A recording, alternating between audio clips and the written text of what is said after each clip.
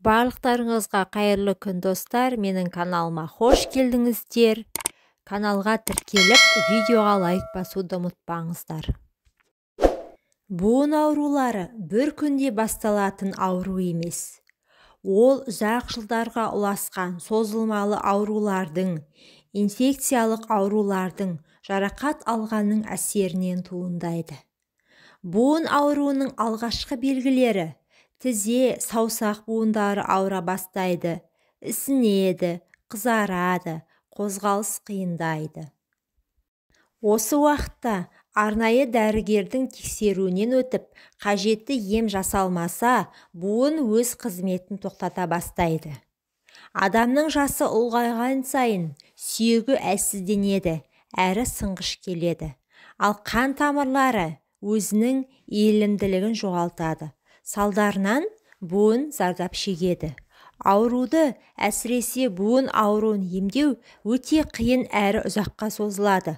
Сондықтан да ауруды емдеу үшін емес, аурудың алдын алу үшін қамданайық.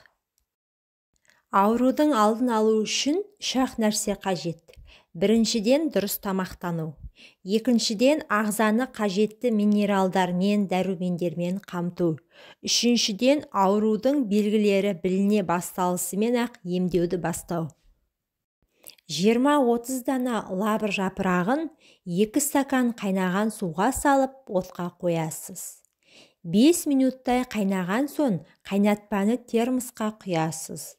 Шамамен 3-4 сағаттан соң тұнбаны сүзіп алып, аз-аз жұтымнан ішке қабылдайсыз. Тұнбаны 12 сағаттың ішінде ішуіңіз керек. Емделу уақыты 3 күн. 1 апта үзіліс жасап, қайта жалғастырасыз. Лавр жапырағынан дайындалған тұнба ағзаны шлактан, тұздан тазалайды. Тұз буын ауруының пайда болуына септігін тигізетін бірден-бір жау екенін ұмытпаңыз. Тауық шеміршегі коллагеннің қайнар көзі. Оның құрамында буын ауруларымен күресетін ақуыз бар. Ем үшін түрлі мәзірін байқап көрсеңіз болады.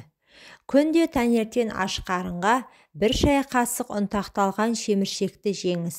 Артынан 1 стакан апельсин шырынын ішесіз. Шеміршекті суға салып отқа қойыңыз. Баяу отта бірнеше сағат қайнау керек. Дайын болған сорпаға тұз, бұрыш, лавр жапырағын қосып, күніне бірнеше рет ішіңіз. Аш қарынға тауықтың табанын жесеңіз де болады. Сонынан лимон қосылған су ішу керектігін ұмытпаңыз. Жұмыртқаның қабығы ежелден кальций элементіне бай екені дәлелденген. Мұның құрамында марганец, мыс, күкірт, темір және басқа да пайдалы микроэлементтер бар. Ем үшін жұмыртқаның қабығын сабынды жылы сумен тазалап жуасыз. Сосын мұқият ұнтақтап алыңыз. Дайын болған ұнтақты таңертең кез келген асқа қосып жеуге болады. Қайнатылған күріш ағзадағы артық тұзды шығарады. Ол үшін 1 стакан суға 2-3 қасық жуылған күрішті салып, бетін жауып қойыңыз. 1 тәуліктен соң жанына күріш салынған тура сонда 2 стаканды қоясыз.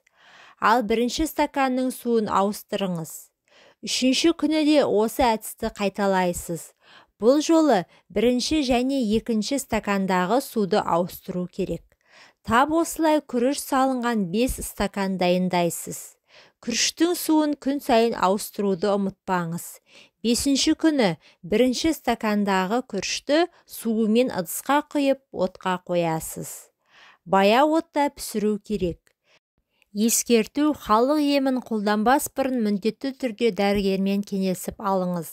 Назарларыңызға рахмет. Менің каналыма тіркеліп, видеоға лайк басуды ұмытпаңыздар. Пайдаларыңызға жарасын.